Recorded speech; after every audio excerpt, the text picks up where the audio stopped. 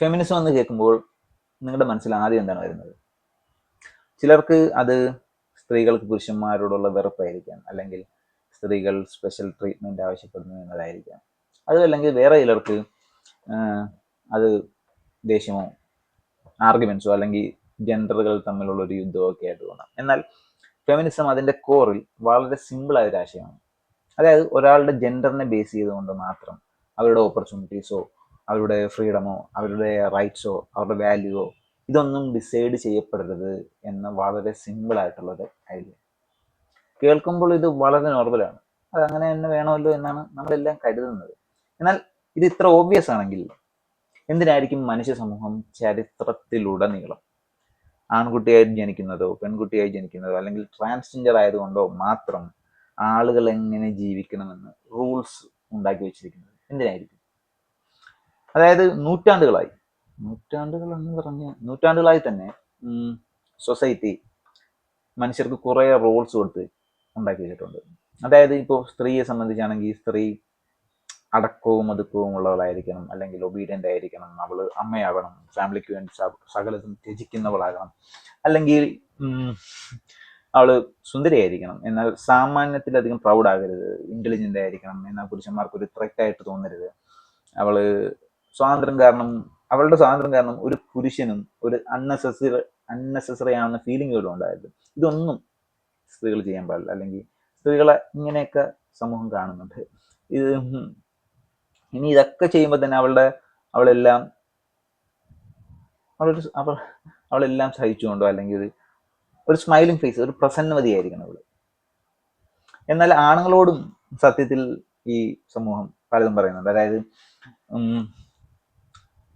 ആണുങ്ങളെപ്പോഴും provide ചെയ്യണം, അല്ലെങ്കിൽ strong ആയിരിക്കണം, പ്രൊട്ടക്റ്റ് ചെയ്യണം, മാൻഡിൽ ഏറ്റെടുത്ത് സക്സീഡ് ചെയ്യണം, അല്ലെങ്കിൽ എല്ലാത്തിലുപരി അവരുടെ വൾണറബിലിറ്റീസ് പുറത്ത് കാണിക്കാൻ പാടില്ല. ഒരു ആൺകൊച്ചു കരയുമ്പോൾ നമ്മൾ പൊതുവെ പറയും, നീ ഒരു ആൺകൊച്ചല്ലടാ, കരയാതെ. ഇതൊക്കെ വളരെ നോർമലാണ് ഇവിടെ. അതായത് ആണാകുക എന്നാൽ ഹ്യൂമൻ ഇമോഷൻസ് കുറച്ച് കുറയ്ക്കണം എന്ന മട്ടിലാണ് നമ്മുടെ സമൂഹം ഡിസൈൻ ചെയ്യപ്പെട്ടിരിക്കുന്നത്. അതായത് ഒരു ഗേൾ കോൺഫിഡൻ്റ് ആയിട്ട് സംസാരിച്ചാൽ അവൾ ബോസിയാണ്, എന്നാൽ ആണാണ് കോൺഫിഡൻ്റ് ആയിട്ട് സംസാരിക്കുന്നതെങ്കിൽ അതൊരു ലീഡറിൻ്റെ ക്വാളിറ്റി ആയിട്ട് നമ്മൾ കാണും. അതായത് ഒരു സ്ത്രീ കരിയറിന് ഇച്ചിരി ഇമ്പോർട്ടൻസ് കൂടുതൽ കൊടുത്താൽ ചോദിക്കും, വീട്ടിൽ പിള്ളേരെ കാര്യം നോക്കും. നേരെ മറിച്ച് പുരുഷനാണ് കരിയറിന് ഇച്ചിരി ഇമ്പോർട്ടൻസ് കൊടുക്കുന്നതെങ്കിൽ നമ്മൾ പറയും നല്ല സക്സസ്ഫുൾ ആയൊരു പയ്യനാണ് എന്നൊക്കെ പറയും. പക്ഷെ ഈ റോൾസ് ഒക്കെ സത്യത്തിൽ ആരാണ് ഉണ്ടാക്കിയത്? അതായത് അബദ്ധത്തിൽ ഒരു ജെൻഡറിൽ ജനിച്ചു പോയി എന്നതുകൊണ്ട് ഒരാൾ എന്തായി തീരണമെന്ന് ആരാണ് ഡിസൈഡ് ചെയ്യുന്നത്? ഒന്ന് നമ്മുടെ ചില എക്സ്പെക്ടേഷൻസ് എത്ര വിചിത്രമാണെന്ന് ആലോചിച്ച് നോക്കി. അതായത് എപ്പോഴും ആണുങ്ങൾ തന്നെ പേ ചെയ്യണം, അല്ലെങ്കിൽ സ്ത്രീകൾ എപ്പോഴും സംരക്ഷിക്കപ്പെടേണ്ടവളാണ്, അവള് കുറഞ്ഞ സ്വാതന്ത്ര്യം മതി, അവരുടെ സുരക്ഷിതത്വത്തിന് കുറച്ച് പ്രാധാന്യം കൊടുക്കണം. ഈ സ്റ്റേറ്റ്മെന്റ്സ് ഭയങ്കര ഹാംലെസ് ആയിട്ട് തോന്നാം, പക്ഷേ ഓരോ എക്സ്പെക്ടേഷനും ഒരു വലിയ പ്രൈസ് കൊടുക്കുന്നുണ്ട്.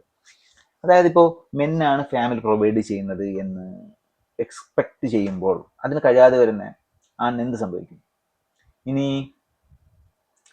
അവരെപ്പോഴും ഇമോഷണലി സ്ട്രോങ് ആയിരിക്കണം എന്ന് നിർബന്ധിക്കുമ്പോൾ അവരുടെ പെയിൻ അവർ എവിടെ കൊണ്ടുപോയി തള്ളും? ഇനി വുമൺ എപ്പോഴും പ്രൊട്ടക്റ്റഡ് ആയി ഇരിക്കേണ്ടവരാണ് എന്ന് കരുതുമ്പോൾ ഒരു സ്ത്രീ സ്വന്തമായി ഇൻഡിപെൻഡൻസ് ആഗ്രഹിച്ചാൽ അവൾക്ക് എന്ത് സംഭവിക്കും? സ്ത്രീകൾ ഫാമിലിക്ക് വേണ്ടി സാക്രിഫൈസ് ചെയ്യേണ്ടവരാണ് എന്ന് പറയുമ്പോൾ അവൾക്ക് എന്ന് സ്വന്തമായിട്ട് ജീവിക്കാൻ കഴിയും? സെക്സിസം സ്ത്രീകളോട് മാത്രമല്ല എങ്ങനെ ബിഹേവ് ചെയ്യണമെന്ന് പറയുന്നത്, എല്ലാ മനുഷ്യരോടുമാണ്. അതായത് ഇവിടെ ശ്രദ്ധിക്കപ്പെടാതെ പോകുന്ന വളരെ ഇമ്പോർട്ടൻ്റ് ആയ വേറൊരു പോയിന്റ് ഉണ്ട്, അതായത് സേഫ്റ്റി എന്ന് പറയും. സ്ത്രീകൾ സമൂഹത്തിൽ അവർക്ക് സേഫ് ഫീൽ ചെയ്യുന്നുണ്ട്. ഇന്ത്യയിൽ കണക്കനുസരിച്ച് ക്രൈം ബ്യൂറോയുടെ കണക്ക് ഡെയിലി 80 മുതൽ 90 കേസ് വരെ ഡെയിലി റേപ്പ് റിപ്പോർട്ട് ചെയ്യപ്പെടുന്നുള്ളതാണ് നമ്മുടെ രാജ്യത്ത്. മഹത്തായ നമ്മുടെ രാജ്യത്ത് 90 പേര് ഒരു ദിവസം റിപ്പോർട്ട് ചെയ്യപ്പെടുന്ന റേപ്പ് കേസുകൾ ഉണ്ട്. അതായത് ഒരു മണിക്കൂർ 3-4 ഒരു മണിക്കൂർ 3 അതായത് 15 മിനിറ്റിൽ ഒരാൾ റേപ്പ് ചെയ്യപ്പെടുന്നുണ്ട്. നിങ്ങളുടെ സ്ത്രീ അതായത് ഒരു രാജ്യത്ത് ഒരു ദിവസം 80-90 കേസുകൾ റിപ്പോർട്ട് ചെയ്യപ്പെടുന്നുണ്ട്, റേപ്പ് കേസസുകൾ റിപ്പോർട്ട് ചെയ്യപ്പെടുന്നുണ്ട്. അതായത് സ്ത്രീകൾക്ക് നിയമപരമായ തുല്യതയുണ്ട് എന്നത് കൊണ്ട് മാത്രമായോ? അതായത് നിങ്ങൾ നിങ്ങളുടെ കൂട്ടുകാരികളോട് തന്നെ ചോദിച്ചു നോക്കിയാൽ മനസ്സിലാവും. അതായത് ഒരു പെണ്ണിന് നമ്മുടെ സൊസൈറ്റിയിലൂടെ നടന്നു പോവുക എന്നത് പോലും ഭയങ്കര കാൽക്കുലേഷൻ വേണ്ട ഒരു പ്രോസസ്സാണ്. അതായത് ഒറ്റയ്ക്ക് നടന്നു പോകുന്നതായാലും, ഓട്ടോയിൽ പോകുന്നതായാലും, അല്ലെങ്കിൽ വേറെ ഏതെങ്കിലും പബ്ലിക് ട്രാൻസ്പോർട്ട് യൂസ് ചെയ്യുന്നതായാലും, രാത്രി പുറത്തിറങ്ങുന്നതായാലും, അല്ലെങ്കിൽ വേറെ ഒരു ആണുങ്ങളുടെ ഗ്രൂപ്പിന്റെ ഫ്രണ്ടിലൂടെ നടന്നു പോകുന്നതായാലും പോലും അവരുടെ മനസ്സിൽ എപ്പോഴും പല കാൽക്കുലേഷൻസ് ഇങ്ങനെ ഓടിക്കൊണ്ടിരിക്കും. അതായത് എൻ്റെ പുറകിൽ ആരാണ്, ഇത് ഈ ഏരിയ സേഫ് ആണോ, അല്ലെങ്കിൽ എൻ്റെ ഫ്രണ്ടിൽ ആരാണ്, എൻ്റെ സൈഡിൽ ആരാണ്, ഈ സ്ട്രീറ്റ് സേഫ് ആണോ, ഞാൻ ആരെങ്കിലും ഫോൺ വിളിക്കണോ, അല്ലെങ്കിൽ ഞാൻ ഫോൺ വിളിക്കുന്നത് പോലെ അഭിനയിക്കണോ, അല്ലെങ്കിൽ വഴി മാറ്റണോ, അല്ലെങ്കിൽ കീ കൈ പിടിച്ചുകൊണ്ട് കിടക്കണോ, എൻ്റെ ലൊക്കേഷൻ ആർക്കൊക്കെ ഷെയർ ചെയ്യണം, ഒരുപാട് വൈകുന്നതിന് മുമ്പ് വീട്ടിലെത്തണം. ഇമാതിരി കോൺസ്റ്റന്റ് ആയിട്ട് ഇതേപോലെയുള്ള കാൽക്കുലേഷൻ നടത്തിക്കൊണ്ടേ ഒരു സ്ത്രീ നമ്മുടെ സമൂഹത്തിൽ ജീവിക്കുന്നുള്ളൂ. ഒന്ന് ആലോചിച്ച് നോക്കി അങ്ങനെ ജീവിക്കുന്നത് വരുന്നത്. നമ്മുടെ ബാക്ക്ഗ്രൗണ്ടിൽ എപ്പോഴും ഈ കണക്കൂട്ടൽ കാണും. വീട്ടിൽ കയറിയാൽ പോലും നമുക്ക് ഈ ഗാഡിയിൽ നിന്ന് പുറത്തിറങ്ങാൻ പറ്റത്തില്ല. അങ്ങനെ ജീവിക്കുന്നത് സങ്കല്പിച്ച് നോക്കി. അതായത് കെയർഫുൾ ഒക്കെ ആവുന്നത് നല്ല കാര്യമാണ്, പക്ഷേ നമ്മൾക്ക് എന്തും സംഭവിക്കാം എന്ന് പേടിച്ച് എപ്പോഴും അലർട്ടായി ജീവിക്കേണ്ടി വരുന്നത് ആ അവസ്ഥ ഒന്ന് ആലോചിച്ച് നോക്കുക. നമ്മുടെ ഗാർഡ് ഒരിക്കലും എടുത്തു മാറ്റാൻ പറ്റാത്ത അവസ്ഥ.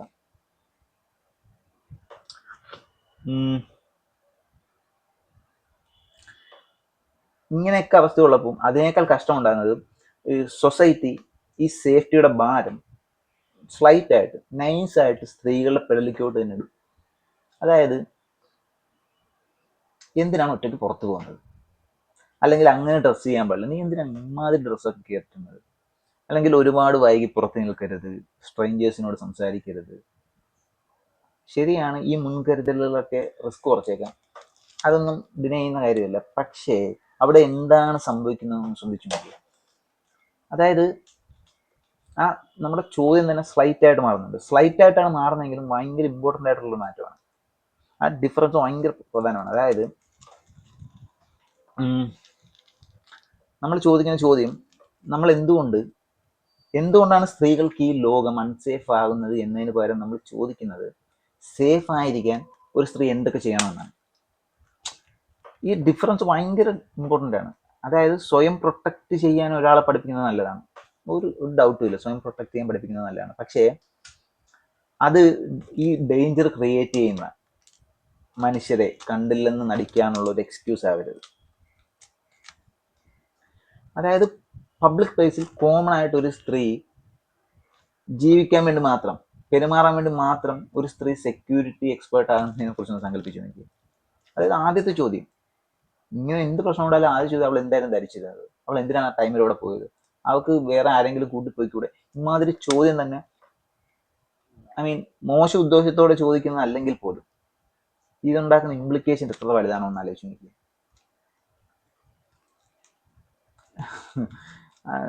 കൂട്ടുകാരികൾ പറയുന്ന കേൾക്കുമ്പോൾ ഞാൻ അറിയില്ല, personally if I have to be on guard every second of my day I would just kill myself. Seriously ഒന്ന് ആലോചിച്ച് നോക്കി. എനിക്ക് അതായത് ഈ സ്കൂളിലൊക്കെ പഠിക്കുമ്പോൾ ബുള്ളിങ് നേരിട്ടുള്ള മനുഷ്യർക്ക് അറിയാം. അതായത് ക്ലാസ്സിൽ ഇരിക്കുമ്പോഴായാലും അല്ലെങ്കിൽ കോറിഡോറിലൂടെ ഇങ്ങനെ നടക്കുമ്പോഴായാലും നമുക്കൊരു അൺകംഫർട്ടബിൾ ഫീലിംഗ് ആണ്, റൈറ്റ്? അമ്മമാരോടുണ്ടല്ലേ ആ ഫീലിംഗ് ജീവിതത്തിലുടനീളം മരിക്കുന്നത് വരെ, അല്ലെങ്കിൽ വെളിയിലിറങ്ങുന്ന ഓരോ നിമിഷവും, വീട്ടിൽ പോലും ഇരിക്കാൻ പറ്റാത്ത അവസ്ഥകളാണ്. ഓരോ നിമിഷവും ആളുകൾ ഇങ്ങനെ സഫർ ചെയ്തുകൊണ്ടിരിക്കുന്നു, അല്ലെ ഓൺ ഗാർഡിലിരിക്കുന്നു. ആണുങ്ങളാണ് അങ്ങനെ ജീവിക്കുന്നതെന്ന് സങ്കല്പിച്ചു നോക്കി. ഓഹ്, ഹൊറിബിൾ.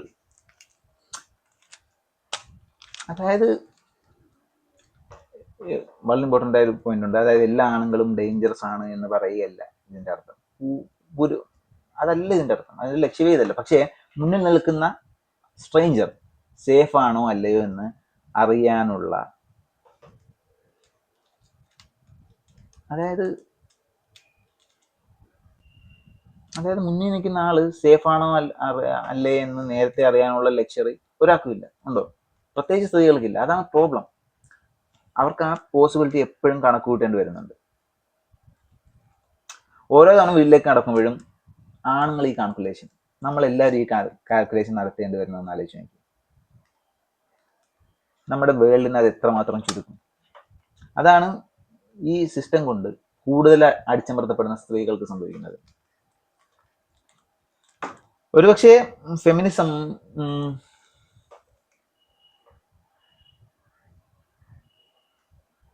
കൂടുതൽ ഇമ്പോർട്ടൻ്റ് ആയിട്ട് നമ്മളോട് പറയാൻ ശ്രമിക്കുന്നത് ഒരുപക്ഷെ സൊസൈറ്റിയിൽ സ്ത്രീകളുടെ പൊസിഷൻ മാറ്റുക എന്നത് മാത്രമല്ല, ആ പൊസിഷൻ ഉണ്ടാക്കിയെടുത്ത അസംഷൻസ് അതിനെ തന്നെ ചോദ്യം ചെയ്യുക എന്നുള്ളതാണ്. അതായത് സൊസൈറ്റിയുടെ കണ്ണിൽ പ്രോപ്പർ വുമൺ ആകാൻ ശ്രമിക്കാതെ സ്വന്തം കരിയർ വേണമോ അല്ലെങ്കിൽ ഫാമിലി വേണമോ അല്ലെങ്കിൽ അവൾ എന്താണോ അവളുടെ ആഗ്രഹം, അവളുടെ ചോയ്സ് എടുക്കാനുള്ള ഫ്രീഡം എല്ലാ സ്ത്രീക്കും ഉണ്ടായിരിക്കണം, പുരുഷനും ഉണ്ടായിരിക്കണം, എല്ലാ മനുഷ്യർക്കും ഉണ്ടായിരിക്കണം. അതായത് അതാണ് ബേസിക്കലി ഫെമിനിസം. അതായത് അമ്മയാകാൻ തിരഞ്ഞെടുക്കുന്ന ഒരു സ്ത്രീ ഒരു ഫെയിലിയർ ആണെന്ന് പറയാതെ, കുട്ടികളെ നോക്കാൻ വീട്ടിലിരിക്കുന്ന ഒരു പുരുഷൻ എന്തോ മഹത്തരമായ കാര്യം ചെയ്യുന്നു എന്ന് വിചിത്രമായി നോക്കാതെ ജീവിക്കാൻ പറ്റണം. അതായത് പണ്ട് തൊട്ടേ കാര്യങ്ങൾ ഇങ്ങനെയാണ് എന്ന ഒറ്റ കാരണം കൊണ്ട് ആരുടെയും ലൈഫ് ഫിക്സ് ചെയ്യുന്നത് ശരിയല്ല. സത്യത്തിൽ അത് നല്ല ആർഗ്യുമെന്റ് പോലും, എല്ലാ കാലവും ഇങ്ങനെയൊക്കെ തന്നെയാണ് നടന്നത് എന്നത് നല്ല ആർഗ്യുമെന്റ് പോലും അല്ല. ഓക്കെ, പിന്നെ വളരെ ഇമ്പോർട്ടൻ്റ് ആയിട്ട് ഒരു കാര്യം, ഇതൊക്കെ പറയുമ്പോൾ ആൾക്കാർ ചോദിക്കുന്നതാണ് സ്ത്രീയും പുരുഷനും തുല്യരാണോ, അവർക്ക് തമ്മിൽ വ്യത്യാസമില്ല. അപ്പോൾ ഇവിടെ പറയുന്നൊരു കാര്യം, മെന്നും വുമണും, അതായത് സ്ത്രീയും പുരുഷനും ശാസ്ത്രീയമായി അല്ലെ സയന്റിഫിക്കലി ബയോളജിക്കലി ഐഡന്റിക്കൽ ആണെന്ന് നടിക്കുന്നതല്ല ഫെമിനിസം. അവർ ഒരുപോലെയല്ല. ബയോളജിക്കൽ ഡിഫറൻസ് ഉണ്ട്, പല ഡിഫറൻസും ഉണ്ട്.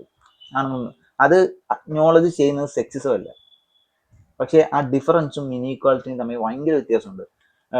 ഡിഫറൻ്റ് ആയിരിക്കുക എന്നാൽ ലെസ്സറായി ട്രീറ്റ് ചെയ്യപ്പെടുക എന്നതല്ല അതിൻ്റെ അർത്ഥം.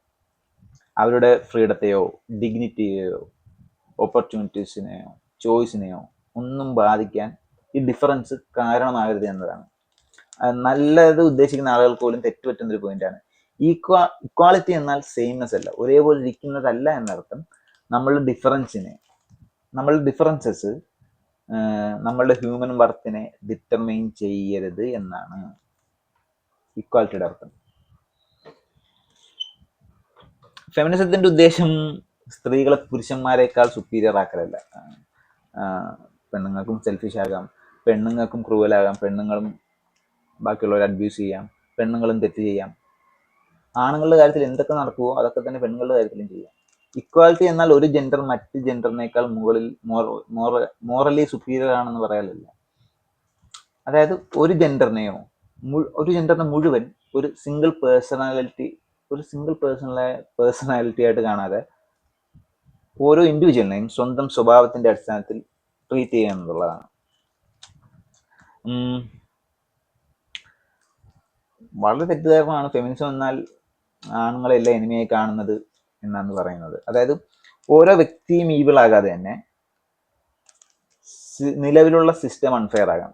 ഒരു സിസ്റ്റമാറ്റിക് ഇനിക്വാളിറ്റിയെ ക്രിട്ടിസൈസ് ചെയ്യുന്നത് അതിൻ്റെ ബെനിഫിറ്റ് ലഭിക്കുന്ന മനുഷ്യരെ വെറുക്കുന്നതിന് തുല്യമല്ല. അതായത് നമ്മുടെ സിസ്റ്റം പ്രകാരം ആണുങ്ങൾക്ക് കുറേ പ്രിവിലേജസ് ഉണ്ട്, ആ സിസ്റ്റമാറ്റിക് ആയിട്ട് തന്നെ പ്രിവിലേജസ് ഉണ്ട്. അപ്പോൾ ഈ സിസ്റ്റമാറ്റിക് ആയുള്ള പ്രിവിലേജസിനെ എതിർക്കുന്നത് ആണുങ്ങളെ എതിർക്കുന്നതുകൊണ്ടല്ല, ആണുങ്ങളെ ഹേറ്റ് ചെയ്യുന്നതുകൊണ്ടുമല്ല, അത് നീതിക്ക് നിരക്കുന്നില്ല എന്നതുകൊണ്ടാണ്. രണ്ടും ആൾക്കാർ തുല്യമായിട്ട് കാണും. അതായത് ആണുങ്ങൾ ഇവിടെ കുറേ പ്രിവിലേജ് അനുഭവിക്കുന്നുണ്ട്, അതുകൊണ്ട് ഈ പ്രിവിലേജിനെ ചോദ്യം ചെയ്യുമ്പോൾ അവരെ ഇറക്കുന്ന പോലെ. നോ, അത് ബേസിക്കാണ്. ബേസിക്കലി ഒരു നീതി മാത്രമാണ് അവിടെ ചോദിക്കുന്നത്.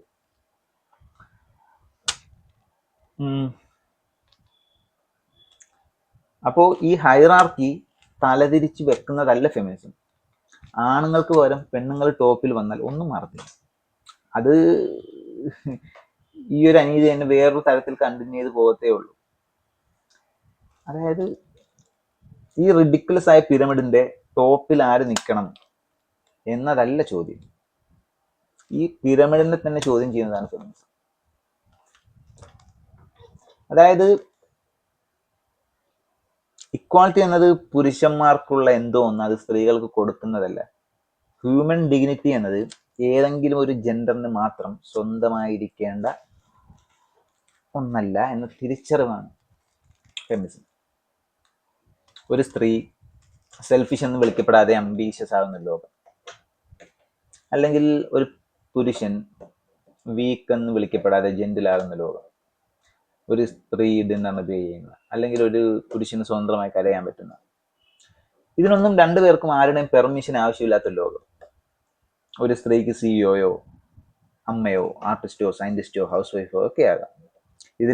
ഇതിലേതാണ് അവളെ കൂടുതൽ വാല്യുബിൾ ആക്കുന്നത് എന്ന് സൊസൈറ്റി ഡിസൈഡ് ചെയ്യാത്ത ലോകം. ഒരു ആണിന് ടീച്ചറോ നഴ്സോ ആർട്ടിസ്റ്റോ ഒക്കെ ആകാം. അവന്റെ മസ്കുലിനിറ്റി ചോദ്യം ചെയ്യപ്പെടാത്തൊരു ലോകം.